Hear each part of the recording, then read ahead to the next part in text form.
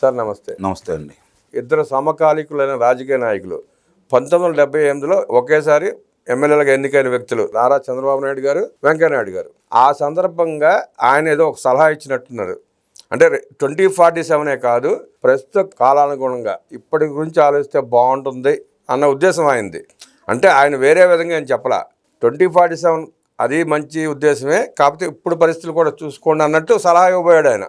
దానిపైన చిలవల పనులుగా వస్తున్న వార్తలు చూస్తున్నాం. దీన్ని మీరు ఎట్లా విశ్లేషిస్తారు? ముప్పవరపు వెంకయ్య నాయుడు గారు మీరన్నట్టు నారా చంద్రబాబు నాయుడు గారు ఇద్దరు కూడా 1978లో ఒక ఆయన జనతా పార్టీ తరఫున, చంద్రబాబు నాయుడు గారేమో రెడ్డి కాంగ్రెస్ తరఫున రాజకీయాల్లోకి వచ్చారు. తొలిసారిగా శాసనసభ్యులు కూడా అయ్యారు అతి చిన్న వయసులో. ఆ తర్వాత ఇద్దరూ అంచెలంచెలుగా ఎదుగుతూ ఆయన జాతీయ స్థాయిలో ఓ జాతీయ పార్టీకి అధ్యక్షుడయ్యారు. అలాగే భారతదేశంలో రెండో అతిపెద్ద, అంటే రాష్ట్రపతి తర్వాత ఉపరాష్ట్రపతి గారు ఆ బాధ్యత కూడా నిర్వహించాడు. అలాగే కేంద్రంలో మంత్రిగా కూడా 2-3 పర్యాయాలు చేయటం కూడా జరిగింది ఆయన. ఇవన్నీ దృష్టిలో పెట్టుకొని అప్పటి నుంచి కూడా ఆయన సాన్నిహిత్యం చంద్రబాబు నాయుడు గారితో మొట్టమొదటి నుంచి కూడా కలిసే ఉన్నారు. మనం బాగా గుర్తుంచుకోవాలంటే 1984లో నాదెండ్ల భాస్కరరావు గారు, అప్పుడు కేంద్రం ఇందిరాగాంధీ గారి సహకారంతో నందమూరి తారక రామారావు గారిని పదవి నుంచి దించిన సందర్భంలో ఆయన ఇచ్చిన సహకారం మరువలేంది. నిస్సందేహంగా ఎవరు ఒప్పుకున్నా ఒప్పుకోకపోయినా ఆ రోజు వెంకయ్య నాయుడు గారు ఇచ్చిన సహకారం అనేది మరువలేంది. దాన్ని దృష్టిలో పెట్టుకుని అప్పటి నుంచి కూడా వాళ్ళ మైత్రి అలానే కొనసాగుతూ ఉంది. చాలామందికి అర్థమైనా కాకపోయినా 1998లో అప్పటి వాజ్పేయి గారు ప్రధానమంత్రి అయ్యే దానికి చంద్రబాబు నాయుడు గారు ఇచ్చిన సహకారానికి వాజ్పేయి గారు, అద్వానీ గారు, అలాగే మన రాష్ట్రం మీద అపారమైన ప్రేమ ఉన్నటువంటి వెంకయ్య నాయుడు గారు, చంద్రబాబు నాయుడు గారు నలుగురు కలిసి ఎన్ని విప్లవాత్మకమైన మార్పులు భారతదేశంలో తీసుకొచ్చారో మనం చూస్తూనే ఉన్నాం. అప్పటి నుంచి కూడా జాతీయ స్థాయిలో 1996 నుంచి కూడా జాతీయ స్థాయిలో చంద్రబాబు నాయుడు గారు కూడా వెలుగుతూ వస్తూనే ఉన్నారు. ఇద్దరూ సమకాలికంగా వస్తూనే ఉన్నారు. తర్వాత మనం చూసాం 2014లో తెలుగుదేశం పార్టీ, భారతీయ జనతా పార్టీ కలిసి ప్రయాణం చేసిన సందర్భంలో కూడా రాష్ట్రానికి రావాల్సినటువంటిది కొన్ని కొర్రీలు పడుతున్నా తన శాఖకు సంబంధించినంత వరకు ఎట్లా సహకరించింది వెంకయ్య నాయుడు గారు మనకి ప్రత్యేకంగా తెలుసు. కాబట్టి వయసులో 1 సంవత్సరం పెద్ద అనుకుంటా చంద్రబాబు నాయుడు గారి కంటే, 1-2 సంవత్సరాలు పెద్ద అనుకుంటా. మరి ఆయన సంబోధన కూడా అక్కడ ఏ విధంగా మాట్లాడారు? నేను ఒక తమ్ముడుగానే భావించాను అతన్ని ఎప్పుడు. కాబట్టి ఆ చనువుతోటే స్నేహం అలానే కొనసాగింది. ఆ చనువుతోటే చెబుతున్నాను, చంద్రబాబు నాయుడు గారు దార్శనికుడు, ముందు చూపున్న వ్యక్తి, సమర్థవంతమైన పరిపాలన చేయగల సమర్థుడు, అందుట్లో ఎలాంటి సందేహం కూడా ఏం లేదు. కానీ ఇప్పుడు 164 స్థానాలు ఇచ్చి ప్రభుత్వాన్ని ఏర్పరచడానికి సహకరించినటువంటి ప్రజల యొక్క అవసరాలను కూడా గుర్తించేసి ముందు దాని మీద దృష్టి పెట్టండి, తర్వాత భవిష్యత్తు గురించి ఆలోచించండి అన్నారు. మంచి మాటే, దాన్ని మనమే కొట్టిపారేయలేం. అంటే ఆయన 2047 గురించి మాట్లాడొద్దని చెప్పలేదు, 2047కి ప్రణాళికలు రచించొద్దని చెప్పలేదు, దానికి సంబంధించినంత ముందు చూపుతోటి మంచి కార్యక్రమాలు చేపట్టలేదని చెప్పలేదు.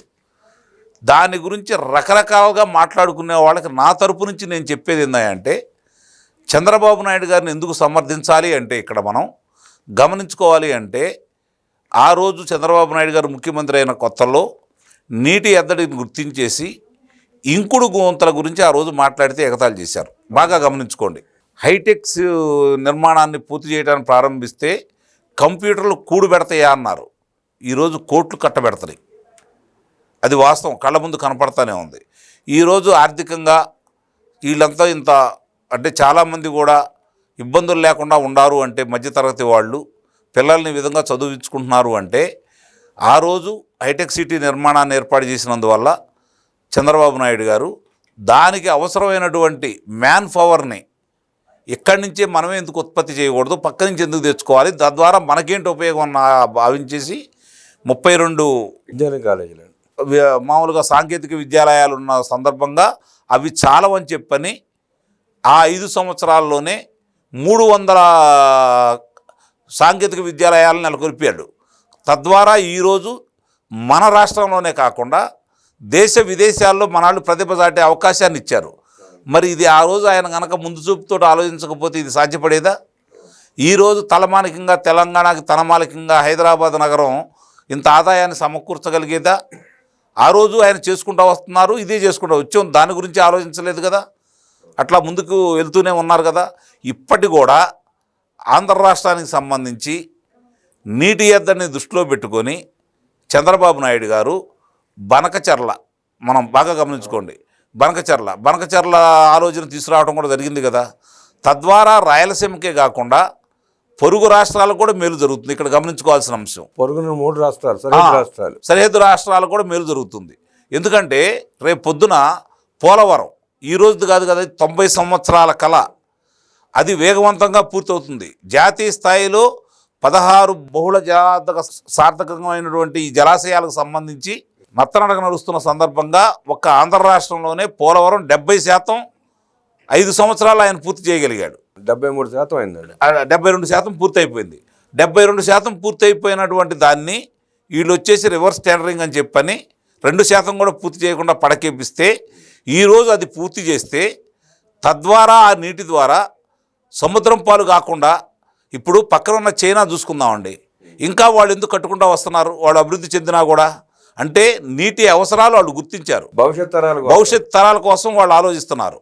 రేపు పొద్దున ఈ బనకచెర్ల ద్వారా 82,000 కోట్ల రూపాయలు పెట్టుబడి అవుతుందని చెప్పి ఆయన ఆలోచిస్తూ ఉంటే, దాన్ని ఈ రాష్ట్రం బరాయించలేదు కాబట్టి ప్రైవేటు వాళ్ళకి అప్పచెప్పి సగం వాళ్ళు బరాయించేటట్టు, మిగిలిన సగం ప్రభుత్వం బరాయించేటట్టు, ఆ మొత్తం కూడా మనం బరాయించే స్థాయిలో మనం లేము కాబట్టి కేంద్రం సహాయం తీసుకొని దాన్ని ముందుకు తీసుకెళ్తే ఎంత ఉపయోగమో ఆయన మొన్న చూపించాడు. అవునండి. మరి ఇలాంటి అంశాలు ఈరోజు రాష్ట్రానికి ఉపయోగమా కాదా? అంటే ఇది ఆయన చేసిన ఆలోచన తప్ప? ఇది ఎవరి కోసం చేస్తున్నారు? రేపు పొద్దున అవి పూర్తయిపోతే ఆయన ఉన్నంలోని 5 సంవత్సరాల్లో కనుక దాన్ని పూర్తి చేసుకోగలిగితే నీటి ఎద్దడి అనేది ఉంటుందా? తద్వారా ఎంత పంట పండించవచ్చు, ఎన్ని వ్యాపార సంస్థలు వస్తాయి గమనించండి. ఈరోజు ఒక వ్యాపార సంస్థ ఏదన్నా వస్తే, ఒక వ్యాపారం ప్రారంభించాలని చెప్పి కన్నా పరిశ్రమను స్థాపిస్తే దానికి కొన్ని గ్యాలన్ల నీళ్ళు అవసరమైతే మా తాగే మంచినీళ్ళు లేకుండా చేస్తారని చెప్పని ఈరోజు ప్రజలు ఎదురు తిరిగే పరిస్థితి కనపడతా ఉంది. రేపు పొద్దున మిగులు నీరు ఉంటే, పరిశ్రమలు ఇబ్బడి ముబ్బడిగా వస్తే, పంటలతో పాటు చదువుకున్న వాళ్ళందరికీ ఇక్కడే ఉద్యోగ కల్పన జరిగితే దానికి ఎవరికంటే లాభం, ఎవరికి మేలు జరుగుతుంది చెప్పండి? ప్రజలకే కదా. లేదు, రేపు పొద్దున మెట్రో రైలు ఆయన ఆలోచన చెప్దాం. మెట్రో రైలు దానివల్ల ఏంటి ఉపయోగం అంటున్నారు. ఈరోజు పొరుగు రాష్ట్రాలన్నీ కూడా వాటితోటి ముందుకెళ్తానే ఉన్నాయి కదా, దాని అవసరాలు గుర్తించినవి కదా. అది ఈరోజు మనం పెట్టుబడి పెట్టేది కాదు, దాన్ని బరాయించే వాళ్ళే బరాయిస్తారు, ముందుకు తీసుకెళ్తూ ఉంటారు. దానివల్ల నగరంలో ఏ నగరాల్లోనైనా సరే రవాణా ఎంత ఇబ్బంది లేకుండా జరుగుతూ ఉంటుంది. ప్రత్యక్షంగా మన హైదరాబాద్లో చూస్తూనే ఉన్నాం కదా. దాని మీద రోజు లక్షల మంది అటు ఇటు తిరుగుతున్నారు కదా. ఎంత సౌకర్యవంతంగా ఉంటుంది అది. అది దాన్ని ముందుకు తీసుకెళ్తే వచ్చిన నష్టం ఏంటో నాకైతే ఇప్పటికైతే అర్థం కావట్లా. అంటే దాన్ని ప్రత్యేకంగా ఎందుకు దాని గురించే వీళ్ళు మాట్లాడుకుంటున్నారో కూడా నాకు ఇప్పటికీ అర్థం కాని విషయం. వాళ్ళకి చేయడం చేత కాలేదు, చేసేవాళ్ళని చూస్తే బాధ. అంటే ఒకటి ఏదో ఒకటి ఆయన మీద మామూలుగా బురద చల్లాలనే ఆలోచన, ఆయన ఏదో హైటెక్ సిటీ గురించో దీని గురించో ఆలోచించుకుంటారని చెప్పని. సార్, మనం గతం గురించి ఒకసారి ఆలోచిస్తే, హైదరాబాద్ నీటి ఎద్దడి ఎదుర్కొంటున్న సమయంలో కృష్ణానది నుంచి పైప్ లైన్ మొదటి లైన్ ఫస్ట్ తీసుకొచ్చింది చంద్రబాబు నాయుడు గారి టైంలోనే, టీడీపీ టైంలోనే. అవును. రెండో లైన్ తీసుకొచ్చింది బాబు గారి టైంలోనే. అప్పుడు ఎట్లాగా మాట్లాడారు, నీళ్ళు అవసరమా మనకెందుకు, మంజీరా ఉంది, ఒక లైన్ ఉంది, ఈ నీళ్ళు ఏం చేసుకుంటారు, దీంట్లో ఏదో జరుగుతుందని. ఇవాళ దానివల్ల ఎంత ఉపయోగపడుతుందో, ఎంతమంది దాహార్తి తీరుస్తుందో మనం చూస్తున్నాం. ఇప్పుడు 5 సంవత్సరాలనే పూర్తి కాలేకపోవచ్చు అండి, 10 సంవత్సరాలు పట్టొచ్చు. దానివల్ల వచ్చే నష్టం ఏంటి? నష్టం ఏం లేదండి. అంటే మంచి ముందుకు చేసుకెళ్ళి, ఇప్పుడు మనం గ్రామాల్లోనే ఉండి, మన వ్యవసాయ ఆధారిత రాష్ట్రం, వ్యవసాయమే చేసుకుంటానికి ముందుకెళ్తూ ఉన్నాం అనుకోండి, ఈరోజు మన కళ్ళ ముందు కనపడుతున్న అభివృద్ధి మనకు అందేదా? మన పిల్లలు ఇట్లా చదువుకొని ఎందుకులే మనకు 10 ఎకరాల పొలం ఉంది, లేకపోతే 2 ఎకరాల పొలం ఉంది, ఆ పొలంలో పండించుకుంటామంటే మనం ఇక్కడే గడుచుకోవచ్చు అనే పరిస్థితి కనుక మనకు ఉంటే ఈరోజు మనం అనుకున్నటువంటి ప్రగతి సాధించగలిగేదా? ఇప్పుడు ఒకటి గుర్తుపెట్టుకోండి, ఈరోజు మనం ఆంధ్ర రాష్ట్రంలో మనకున్నటువంటి 16 మంది లోక్సభ సభ్యుల ద్వారా కేంద్రానికి మనం సహాయపడుతూ మాకు ఇది కావాలి అని చెప్పి గట్టిగా అడిగే తెచ్చుకునే పరిస్థితిలో ఉన్నా కూడా వాళ్ళని ఇబ్బంది పెట్టకూడదు. మన అవసరాలని అడిగి మాకు ఇది కావాలని చెప్పని తెలివిగా తెచ్చుకుంటూ రాష్ట్రానికి వాళ్ళని ఒప్పించి మెప్పించి ఈరోజు ఈయన అడిగిందే తడువుగా వాళ్ళు సహాయం చేసే దిశగా ముందుకెళ్లే సమయంలో ఇలాంటి ముందు పెట్టి పూర్తి చేసుకుంటే మనకు వచ్చిన నష్టమైతే ఏంటి? దానివల్ల రాష్ట్రానికి ఉపయోగమే కదా. అలాగే రేపొద్దున ఆయన దీనివల్ల విద్యుత్తు విపరీతంగా మనకి అందుబాటులోకి వస్తుంది కదా. భవిష్యత్తులో విద్యుత్తు వల్ల ఎంత ఉపయోగం జరుగుతూ ఉంటుంది. సౌర విద్యుత్తు తీసుకోవాలని చెప్పి ఆయన భావిస్తున్నాడు, దాన్ని పెంచి పోషించాలని చెప్పని ఈరోజు ఆలోచిస్తూ ఉన్నాడు. ఇప్పుడు రాయలసీమ చూసుకుందామండి. ఒకనాడు రతనాల సీమ, రాయలసీమ అని చెప్పి మనం చెప్పుకుంటూ ఉంటాం. కానీ ఈరోజు కక్షలకి కాఠిన్యాలకి నిలయంగా మారి ఎడారిగా ఎంత ప్రాంతం మారింది. మరి 5 సంవత్సరాల్లో నీరు అందించినందువల్ల అక్కడ కియా పరిశ్రమ వచ్చేసి ఈరోజు అక్కడ ఎంతోమందికి ఉపాధి కలపడమే కాకుండా ఆ గ్రామాల్లో రైతులకి భూమి విలువలు ఎంత పెరిగినాయండి? బాగా పెరిగినండి, విపరీతంగా పెరిగింది. తద్వారా ఇప్పుడు రాయలసీమకి మంచినీరు అందించినందువల్ల, అంటే సాగునీరు అందించినందువల్ల హార్టికల్చర్ హబ్గా ఈరోజు దాన్ని మలుచుకోగలిగారు కదా. అక్కడ ఉద్యాన పంటలు పండుతూనే ఉన్నాయి కదా. ఆ విధంగా ముందుకు తీసుకెళ్తానే ఉన్నారు కదా. ఇప్పుడు చేతి నిండా పని ఉంటే ఎవరైనా కొట్లాడుకోవడానికి సిద్ధపడతారా? చేతి నిండా పని లేక, కడుపు నిండా తిండి లేక అవసరాలుగా మలుచుకొని వాళ్ళకి అవసరాలు చూపిస్తూ వాళ్ళ పనులకు ఉపయోగించుకుంటూ ఫ్యాక్షనిజాన్ని పెంచి పోషిస్తున్నటువంటి ప్రాంతంలో ఇబ్బడి ముబ్బడిగా నీరు వచ్చేసి వ్యవసాయ పనులు వాళ్ళ చేతి నిండా పనులు వస్తే, ఇప్పుడు మీకు నా ప్రాంతం చెబుతున్నానండి, గుంటూరు ప్రాంతంలో మిరపకాయ పంట బాగా పండిస్తారు. కర్నూలు నుంచి చాలామంది మిరపకాయ పంటలు మొదలు పెట్టడంలోనే కోతకు వస్తారు. వాళ్ళు ఎందుకు ఇక్కడికి వచ్చి వస్తారండి? అక్కడ ఉపాధి లేకే కదా. రేపు పొద్దున వాళ్ళకి ఉపాధి దొరికితే వాళ్ళే అక్కడ ఉండగలిగితే పిల్లా జిల్లా నేసుకొని, లేదంటే పసిపిల్లలను వదిలిపెట్టేసి వాళ్ళు ఎందుకు వస్తున్నారండి అల్లోన రామచంద్ర అనుకుంటూ? ఆ అవకాశం అక్కడ లేకే కదా. మరి అలాంటి వాళ్ళకి ఎంత మేలు జరుగుతుంది? ఇది ప్రతి వాళ్ళు కూడా ఆలోచించుకోవాలి. తాత్కాలికంగా విమర్శించడం చాలా, నేను విమర్శిస్తూ ఉంటా. విమర్శించడం అంటే దానికి సందర్భం జరిగే మంచికి. ఇప్పుడు కొంత వాళ్ళు దొంగతనం చేశారు, దోపిడీ చేశారు, హత్యలు చేశారు, మానభంగాలు చేశారు. ప్రభుత్వం అని అడ్డం పెట్టుకొని రాజకీయ నాయకుల్ని ఇష్టారీతిగా వాళ్ళు దాడులు చేయించారు. అడ్డు తిరిగి మాట్లాడిన వాళ్ళని, ఎదురు తిరిగి మాట్లాడిన వాళ్ళని చంపించారు. కళ్ళ ముందు కనపడతానే ఉన్నాయి. వాళ్ళు అలా తిరుగుతున్నారు. ఇంకా వీళ్ళు లానేయట్లేదు ఏందని చెప్పని నేను కూడా చాలాసార్లు మాట్లాడిన సందర్భాలు ఉన్నాయి.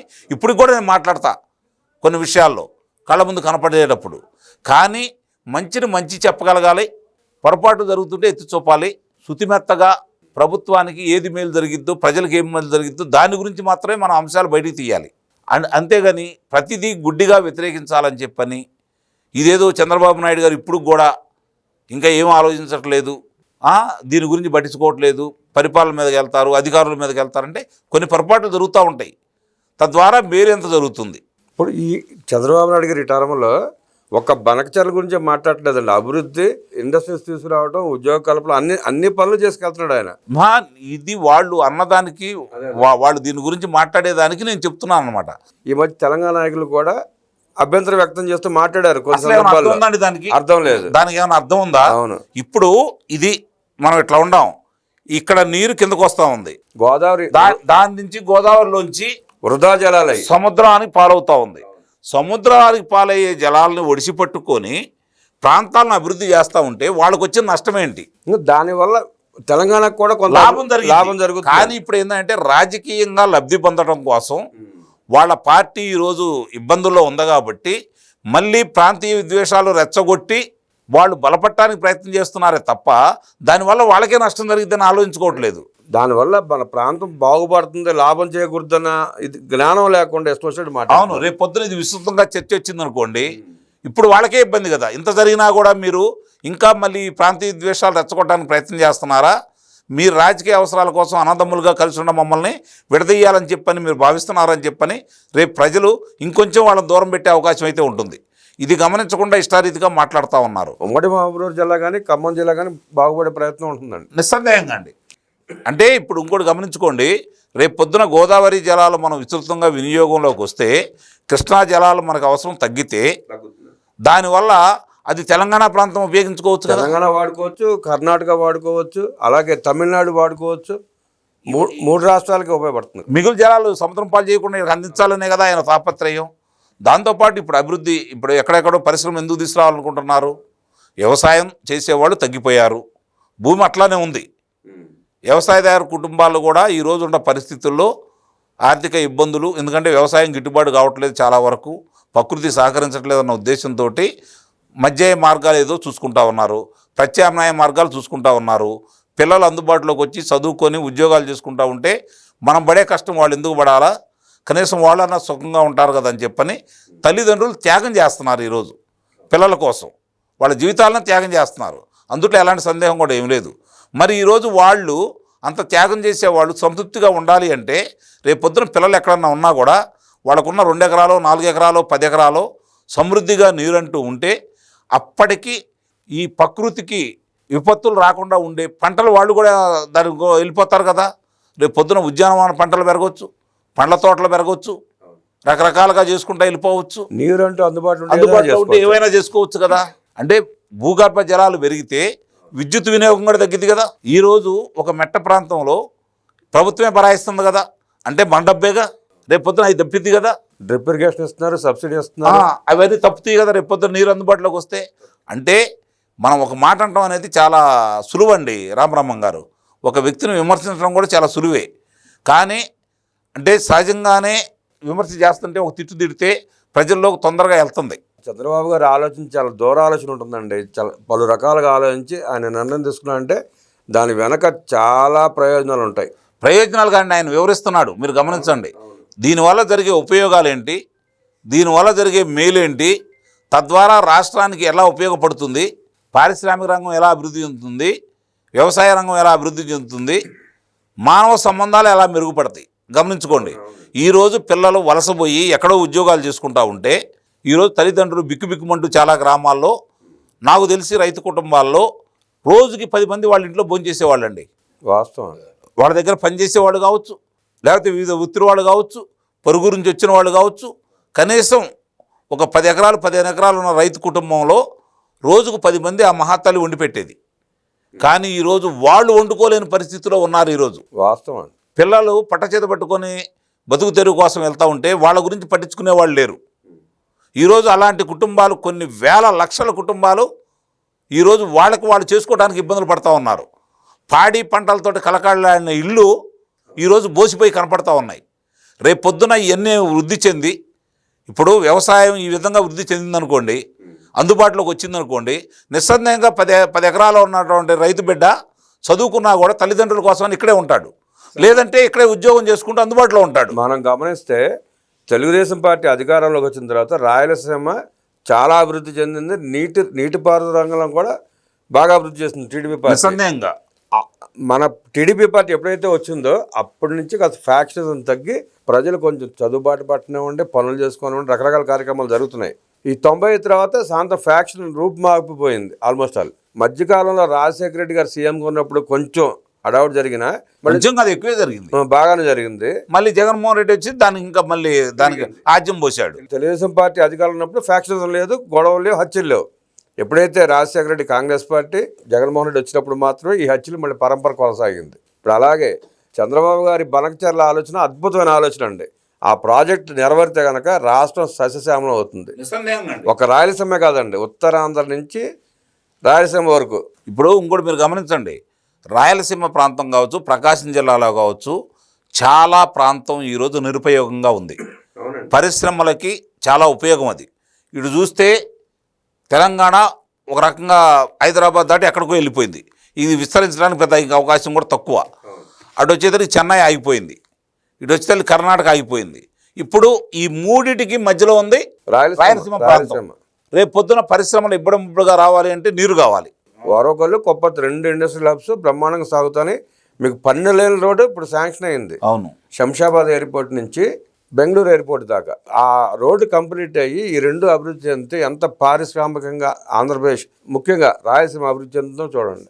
అదేనండి చెప్పేది. ఇప్పుడు ఒకటి గుర్తుపెట్టుకోండి, నాకు చిన్నప్పుడు మామూలుగా ఇళ్ళ మధ్య లేకపోతే చిన్న చిన్న సందుల్లో ఉన్న ప్రాంతాలు, అంటే కొంచెం బజార్లు తీసేస్తే చిన్న చిన్న ఉన్న ప్రాంతాలు చూసుకుంటూ ఉంటే దాంట్లో చావిళ్ళు ఏర్పాటు చేసుకొని ఇంటి దగ్గరే పశువులు పెట్టుకొని చేసుకుంటూ ఉండేవాళ్ళు.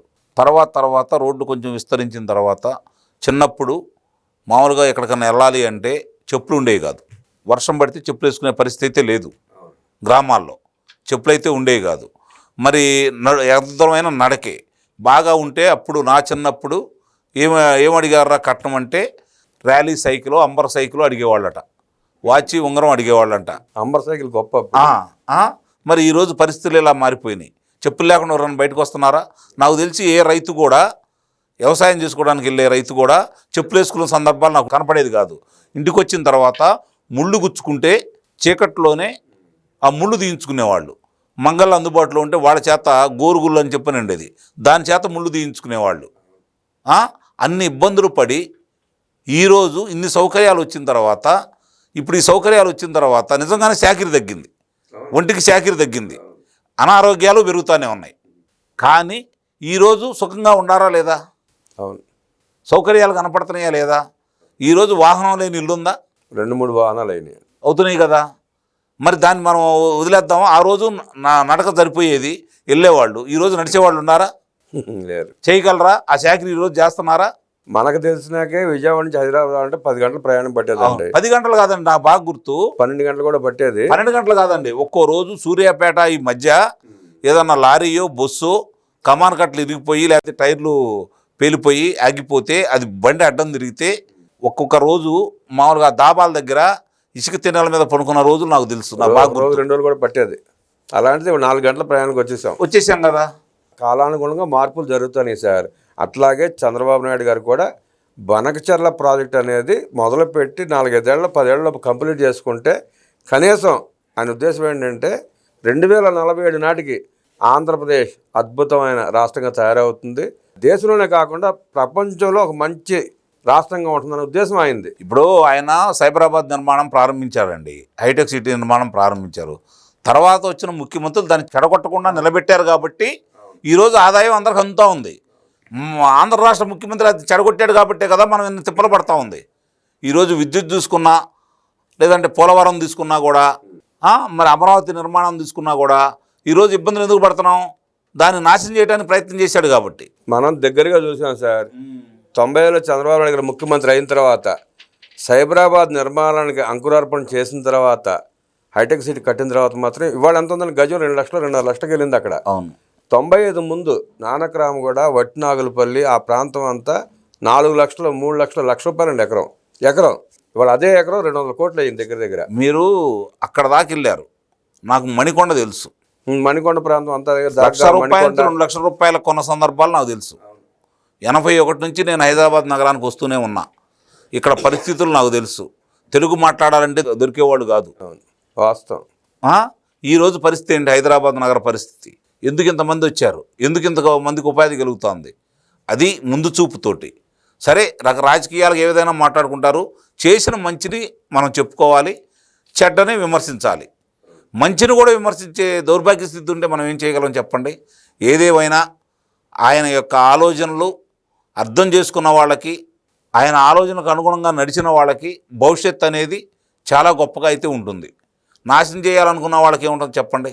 ఆయన మంచి ఆలోచనకి అందరూ సహకరించి, ఆ పార్టీ ఈ పార్టీ లేదని పార్టీ రహితంగా ప్రజలు కూడా ఆయనకి అండగా నిలబడితే బనకచర్ల పూర్తి చేసుకోవడం పెద్ద కష్టమే కాదు. అవును. అందులో ఆయన తలుచుకుంటే ఆయనకి అడ్డంకులు సృష్టించకుండా సహకరిస్తే బనకచర్ల మీరు అన్నట్టు 5 సంవత్సరాలు పూర్తి అయిపోతుంది. ఆయన వేగాన్ని అందుకోగలిగితే చాలు ప్రజలందరూ, లేదు కనీసం ఆ వేగానికి అడ్డుపడకుండా చాలు బనకచర్ల పూర్తి అయిపోతుంది.